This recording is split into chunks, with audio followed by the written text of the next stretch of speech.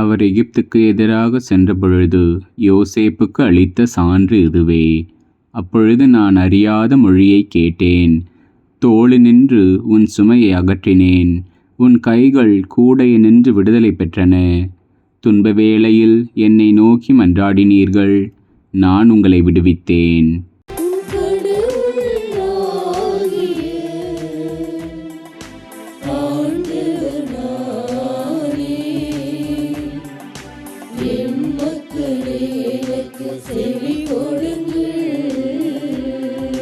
என் மக்களே, எனக்கு செவி கொடுங்கள். நான் உங்களுக்கு எச்சரிக்கை விடுக்கின்றேன். இஸ்ரேலரே, நீங்கள் எனக்கு செவி சாய்த்தால் எவ்வளவு நலமாயிருக்கும்.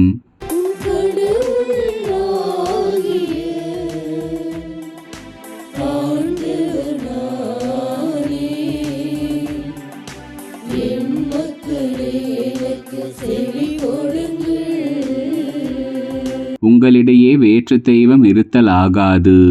நீங்கள் அந்நிய தெய்வத்தை தொழலாகாது. உங்களை எகிப்து நாட்டினின்று அழைத்து வந்த கடவுளாகிய ஆண்டவர் நானே.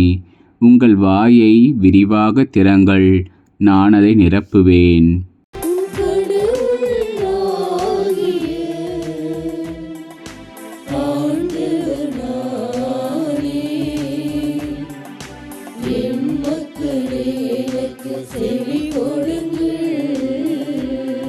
என் மக்கள் எனக்கு செவிசாய்த்திருந்தால், இஸ்ரேலர் நான் காட்டிய வழியில் நடந்திருந்தால் எவ்வளவோ நலமாயிருந்திருக்கும்.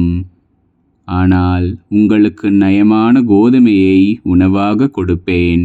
உங்களுக்கு மலை தேனால் நிறைவளிப்பேன்.